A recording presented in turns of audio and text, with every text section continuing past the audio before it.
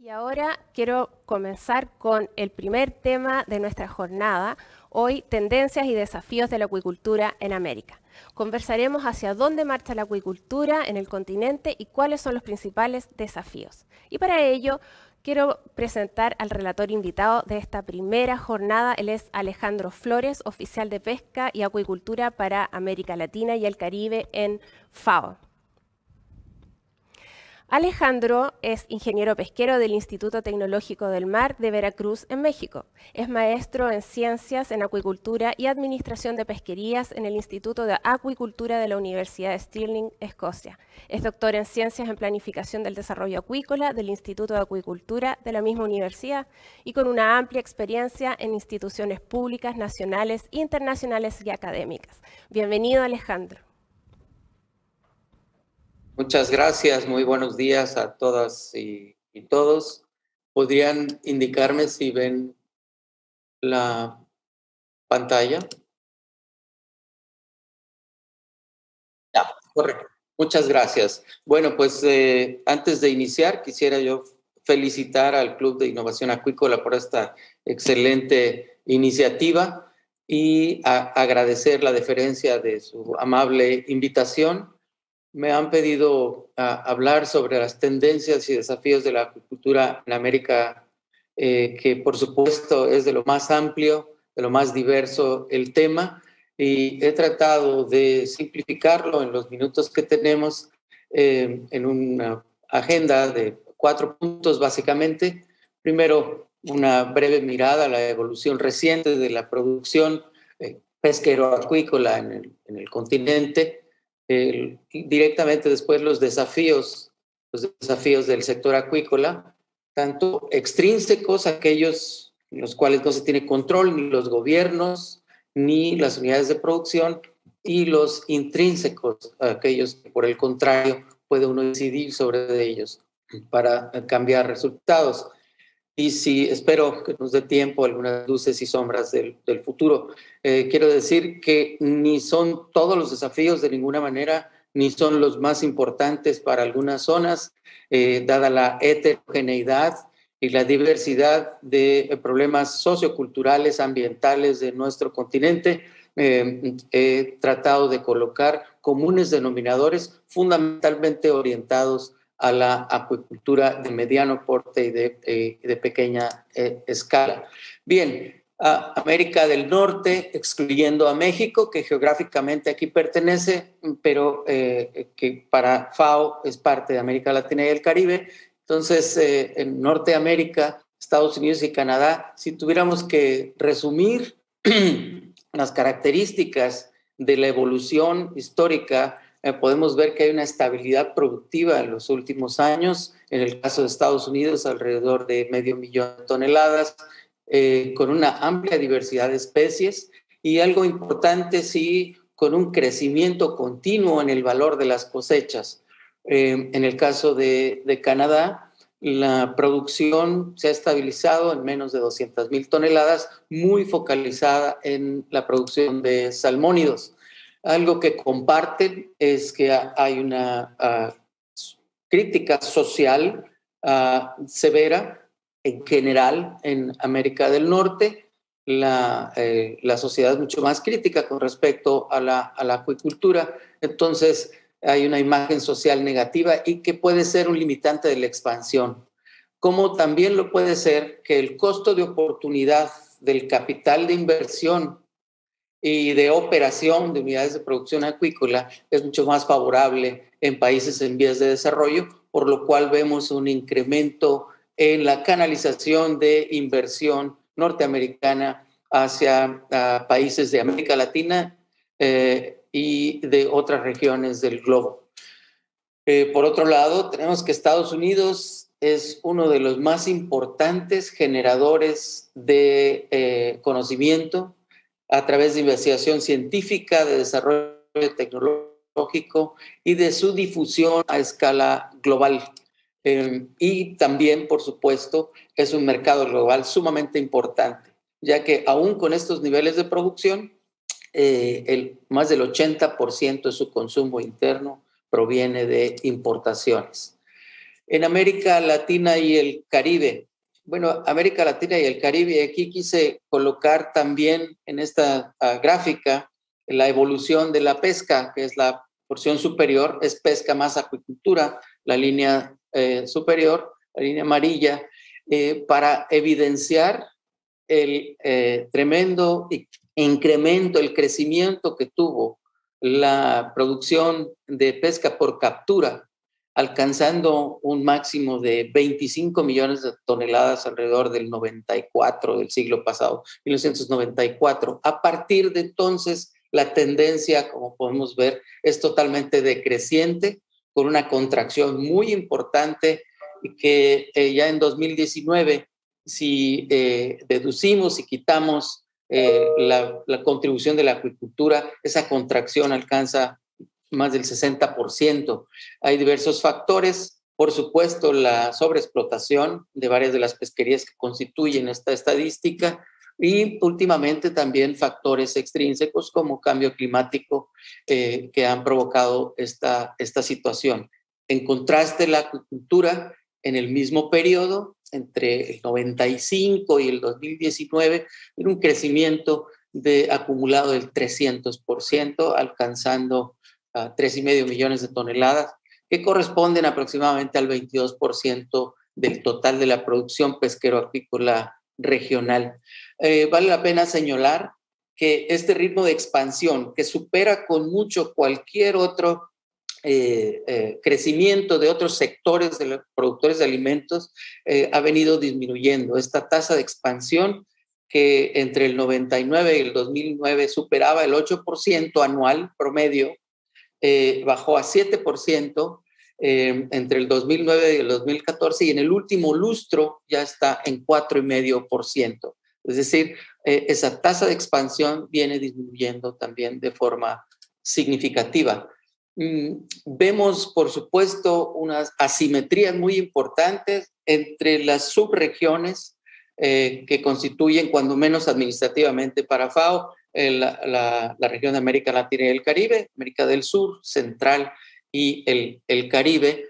Vemos que por lejos América del Sur contribuye con casi el 90% de la producción acuícola regional, seguido por América Central y de manera marginal la contribución de los países insulares del Caribe, que por cierto en los últimos 4 años han tenido un decremento muy importante de más del 10% en la producción acuícola, en contraste con lo que observamos en América del Sur, más del 25% de crecimiento en este mismo periodo y casi un 15% en América Central.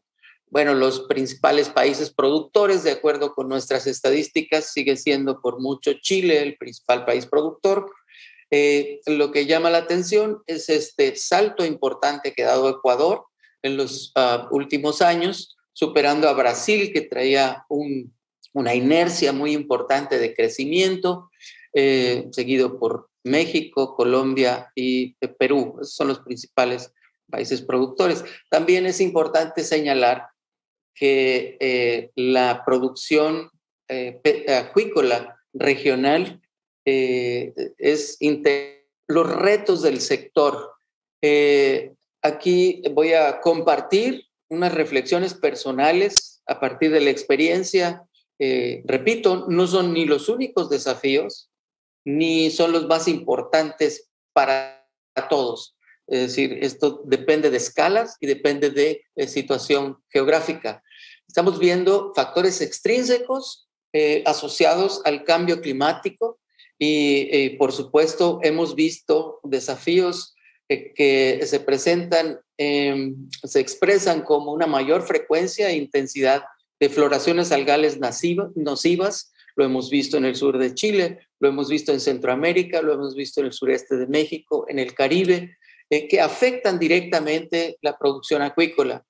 Un estrés hídrico, es decir, una prolongación y una intensidad también en la frecuencia de sequías prolongadas en algunas zonas acuícolas. Esto lo hemos observado en los últimos años en alguna zona puntual de Paraguay y en otras zonas de Centroamérica, que han impedido en algunos casos inclusive la siembra, la operación de unidades acuícolas.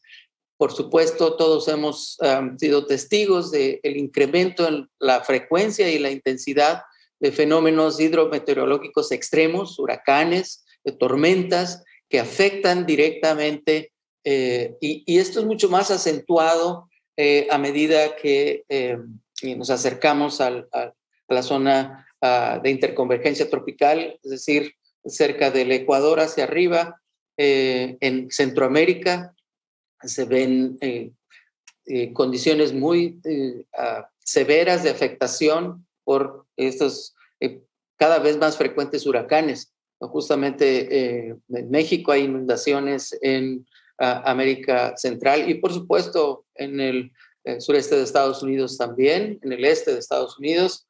El nivel medio del mar continúa en ascenso. Esto es más evidente en algunos puntos del Caribe, por supuesto, donde hay pérdida de infraestructura pública, afectación directa de instalaciones. En el caso de Centroamérica hay afectaciones a unidades de producción acuícola, a infraestructura de soporte para la acuicultura, y este es un fenómeno que está creciendo en intensidad y en velocidad. Los modelos predictivos en algunos casos están quedando hasta cortos por lo que estamos observando. Todo esto que hace que la planificación del desarrollo acuícola se vea realmente alterada. La zonificación, cuando se determina la aptitud de zonas para el desarrollo de la acuicultura, esto se vuelve muy incierto dada la velocidad de los cambios. Bueno, todo esto, perdón, perdón, me habían dicho 20 minutos, 25. Ok, perdón, bueno, vamos a acelerar el paso. Pues por supuesto, también, así como la demanda con la expansión, acompañando la expansión de la agricultura, la demanda de alimentos balanceados con base proteica en harina de pescado se va incrementando, pues esto presiona también, por supuesto, los precios de las harinas de pescado. Eso tiene una afectación directa en escalas de producción medianas y de bajo porte. Este creciente condicionamiento de los mercados para certificar la producción, que por un lado es buena noticia, es algo muy importante que coadyuva la sostenibilidad, que mejora las prácticas productivas, pero también los ajustes, la velocidad con la que esto crece repercute en la baja capacidad de respuesta que tiene una gran base de productores de mediano porte que tienen que ajustar sus prácticas. Bien, esto está ocurriendo también en puntos de venta directamente, ¿verdad?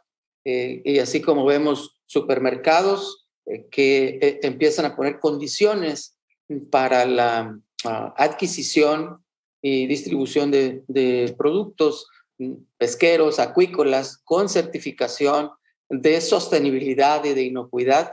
También empezamos a ver inclusive cadenas de restaurantes que en aras de, por supuesto, proyectar esta imagen, no dudo que haya convicción, pero también hay obviamente una inteligencia comercial para proyectar una imagen de sostenibilidad muy fuerte, y todo esto en conjunto está presionando cada vez más a escalas de menor porte, con menor capacidad para adaptarse y poder atender estos requerimientos de los mercados internacionales. Repito, esto es muy bueno para la sostenibilidad, para el consumidor, pero también requiere de ajustes y de apoyos particulares para ciertos segmentos de la producción.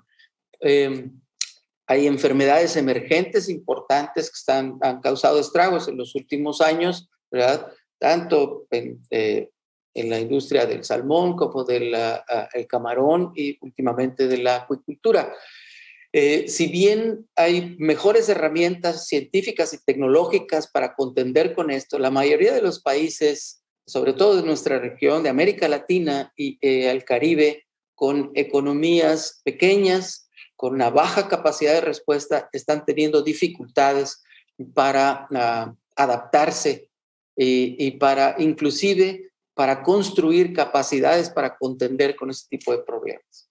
Y bueno, como hemos visto en los últimos año y medio, tenemos una muy baja resiliencia en el sector. Nuevamente, también las capacidades son heterogéneas dependiendo del segmento de producción, de la escala, pero hay una baja resiliencia en general del sector ante choques externos, ya sea directos por la dificultad de desplazar productos al mercado o la contracción tan fuerte de la demanda que se experimentó con la pandemia y otros efectos colaterales. Bien, los factores intrínsecos. Estos factores intrínsecos son escala específicos y con esto quiere decir, por ejemplo, que mientras la acuicultura industrial puede estar lidiando y puede estar más preocupada por la coexistencia armónica por otros usuarios de los ecosistemas, con una percepción social negativa y una regulación ambiental tal vez engorrosa, del otro lado, en el otro extremo, la acuicultura de pequeña escala está más preocupada por la sostenibilidad y por acceder a tecnología, innovación, mercados. Bien, en desafíos, en este sentido, esta desigualdad de escalas de acceso presenta el desafío para los pequeños productores de acceder a tecnologías y a la capacidad de innovación. Puse aquí PENIPA porque es un ejemplo importante, como Corfo, como CONACYT, como otros programas que están orientados también a tratar de ofrecer la posibilidad de acceder a tecnología a otras escalas, porque normalmente es la acuicultura industrial la que tiene acceso rápido a tecnología o la desarrolla. Y bueno, algunos ejemplos son que vemos una genética muy deteriorada de la tilapia, en cultivos de tilapia en la región. Hay todavía una elevada dependencia de huevo fertilizado de importación en el cultivo de trucha, un limitado control ambiental.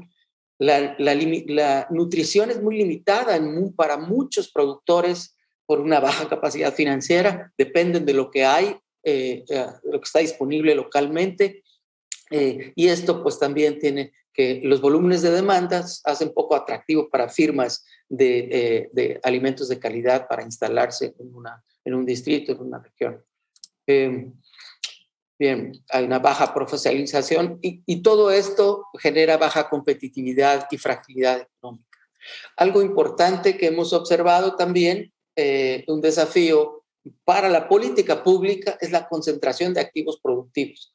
Si bien esto desde el punto de vista microeconómico presenta ventajas porque hay menos granjas, con mucho más producción, lo que significa mayor productividad. Esto también indica la compra de esos activos productivos, la concentración. Y repito, esto es eficiente, pero desde la perspectiva macroeconómica o de política pública, esto ha tenido un impacto en el empleo local por una reducción y también en las economías territoriales, porque todo se importa y todo se exporta, es decir, no queda o queda muy poco, salvo en contados ejercicios en la región. Hay un limitado acceso a mercados extracomunitarios, sobre todo de los pequeños productores. Los sistemas de ordenamiento sectorial son débiles y resultan en anarquías y conflictos sociales por el uso de recursos. Y la acuicultura está ausente en muchísimos casos de los planes de desarrollo territorial. Es vista como un jugador externo y esto también genera conflictos por uso de recursos. La percepción social. Creo que no hemos sido capaces de comunicar inteligentemente el contraste, es decir, la acuicultura puede también puede coadyuvar, por ejemplo, a la protección de biodiversidad. Es la única vía para recuperar especies en peligro de extinción. Es decir, creo que hay algunos elementos que deberíamos ser capaces de manejar y transmitir a la sociedad. Y hay una baja incidencia de la política y de la institucionalidad de la acuicultura. y por supuesto la pesca. En un breve ejercicio, en 23 países seleccionados de América Latina y del Caribe, solo hay 2 ministerios exclusivos, es decir, que dicen pesca y acuicultura. Hay 3 ministerios compartidos con otros sectores que nada tienen que ver. Por ejemplo, uno de ellos es con aviación. Hay 4 viceministerios, 12 niveles de dirección general, que es un tercer nivel, y hay 2 departamentos de cuarto nivel jerárquico. Es decir, hay poca incidencia en la política pública y el acceso a recursos.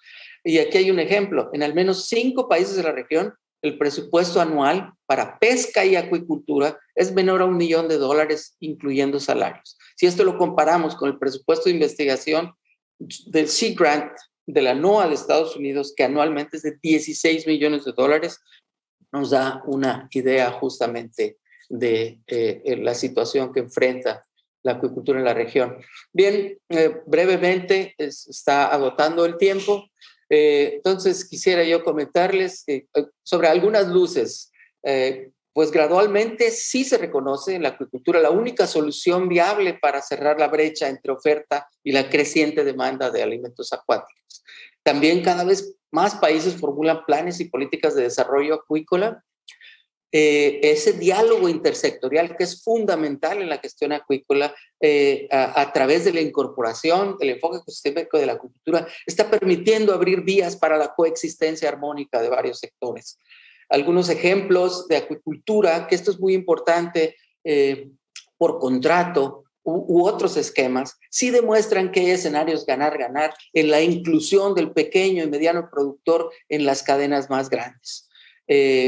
Programas como el Programa Nacional de Innovación en la Pesca y la Acuicultura, Corfo, programas de CONACYT en México, Corfo en Chile, abren brecha para apostar por innovación para todas las escalas de producción. Creo que ahí hay noticias alentadoras. Algunas sombras, bueno, estamos viendo que la velocidad de los efectos del cambio climático en la actividad puede superar con mucho la preparación y la capacidad de respuesta. Existen asimetrías muy importantes, como ya vimos en desarrollo, para acceder a tecnología e innovación, y esto limita equidad en beneficio y los pequeños se siguen quedando pequeños y perpetuando la pobreza territorial. La contracción económica regional va a limitar, por supuesto, la recuperación, y estas posturas sociales adversas van a mantenerse, repito, a menos de que diseñemos estrategias de comunicación más inteligentes, pero sobre todo coherentes con prácticas más sostenibles. Y finalmente, la planificación del desarrollo sectorial sigue siendo aislada y con poca incidencia en las agendas políticas. Muchas gracias. Muchísimas gracias, Alejandro. Un gusto tenerte en esta introducción a nuestra primera jornada. Muy agradecido por tu presentación. Un gusto tenerte aquí, un gusto de verte también después de algún tiempo. Así es que voy a pasar ahora, Alejandro, a algunas de las preguntas que hemos recibido. ¿Me escuchas bien tú? Sí, perfectamente. Gracias, Víctor. Muy bien. Una de los primeros temas que surge de tu presentación tiene que ver con este crecimiento continuo en el valor de las cosechas en América en general. Pero tú mencionaste que una de las restricciones que podría haber a futuro es lo que tiene que ver con la licencia social. Y tú dijiste muy bien que está asociado mucho a esta incapacidad que hemos tenido desde el sector de comunicar bien y de apoyar bien desde las propias operaciones, esfuerzos, por ejemplo, en materia de biodiversidad, con información, etcétera. ¿Cómo ves tú eso? Sí, gracias por la pregunta. Sí, en efecto, yo veo que hay un espacio muy amplio todavía de una comunicación social efectiva. Creo que hemos sido totalmente reactivos.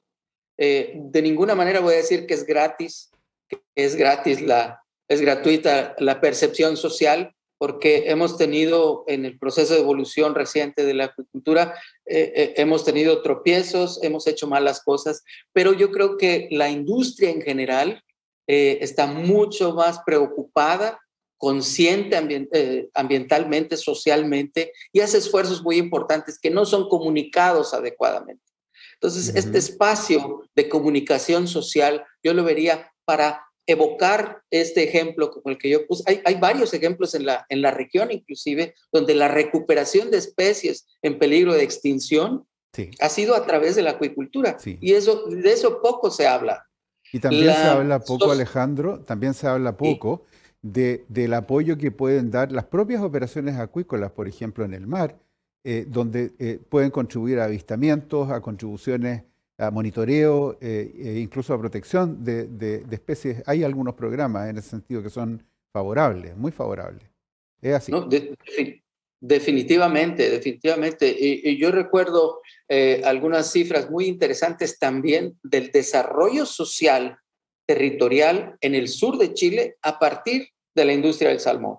Es decir, hay indicadores de desarrollo social muy interesantes a partir de la instalación y del crecimiento de la industria salmonícola en el sur de Chile. Y lo mismo vemos en algunas secciones de Honduras, en México, es decir, en Brasil. Creo que debemos ser capaces de integrar un catálogo, sí de buenas prácticas y sí mostrar que estamos haciendo mejor las cosas, pero también de la importancia que tiene la acuicultura para todas estas externalidades positivas que normalmente no se proyectan, no se difunden socialmente. Tenemos mucho espacio ahí. Sí. Ahora, Alejandro, tú has mencionado varias veces y mucha razón el tema del cambio climático, cómo se ha acelerado el aumento de las tormentas, el aumento de la frecuencia e intensidad de las mareas rojas. Aquí en el sur, en Chile, tú lo has también llevado al caso de Norteamérica, donde han sido intensas, que en el fondo es un tema global, porque esto ocurre también en Europa, pasa en Asia. O sea, el tema de la frecuencia, intensificación de las mareas rojas, las tormentas, la intensidad de las tormentas, poco tiene que ver con que lo genere una actividad acuícola, ¿no es cierto? Eso es bueno dejarlo claro a todo el mundo. Pero eso exige capacidad y oportunidad en la adaptación al cambio climático. ¿Cómo ves tú los esfuerzos país en relación a esta adaptación al cambio climático en América? Muy buena pregunta, muy pertinente. Creo, repito, que la velocidad de los cambios está rebasando con mucho la construcción de capacidad de respuesta. Es decir, los pasos que se están dando, que creo que son correctos, inician por políticas orientadas a la adaptación, pero sí necesitamos invertir más en investigación, necesitamos invertir más en modelos predictivos más localizados que permitan también generar respuestas acordes con el escenario climático local. Porque si bien este es un problema global, hay una heterogeneidad muy grande en los efectos de acuerdo con cada una de las microrregiones.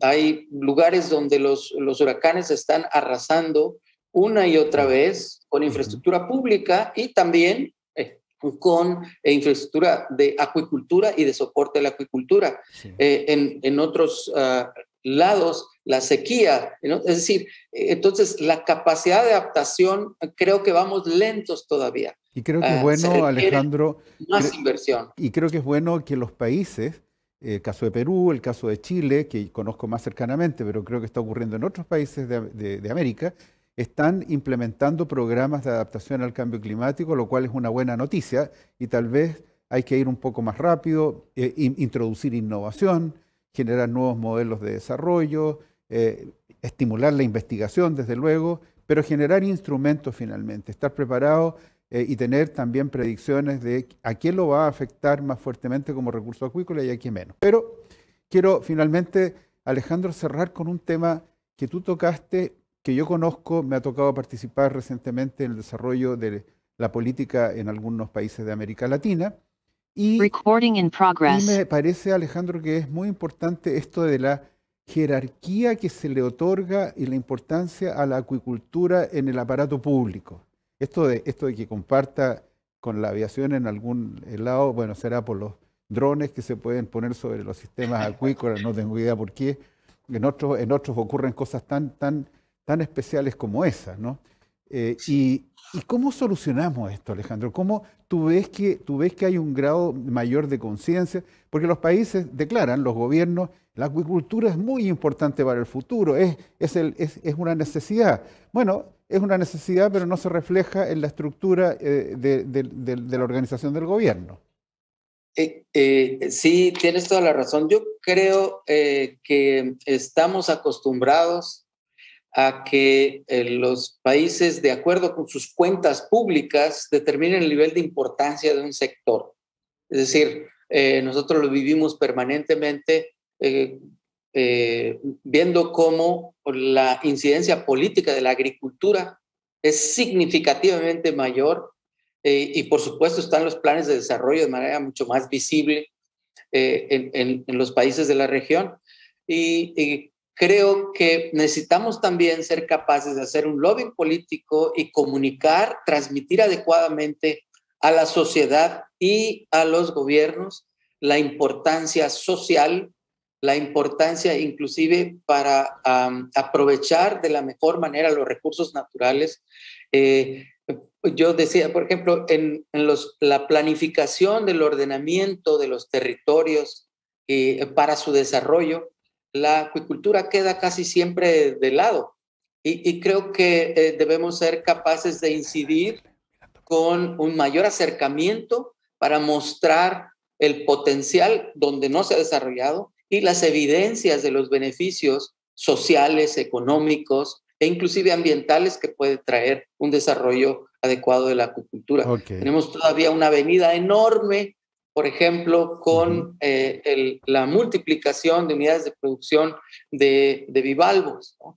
Que pueden contribuir también de manera importante, con bajos costos, alta renta. Y que pensemos en cultivos multitróficos también, pensando en integración de cultivos de bivalvos con macroalgas, ¿no? ¿Es así, Karin? Absolutamente. Una muy buena presentación, ¿no es así, Karin, de Alejandro? Muy clara para iniciar la jornada. Muchas gracias, Te agradecemos Quito. Enormemente otra vez. Compartir con nosotros el día de hoy nuestra primera jornada. Gracias por tu presentación.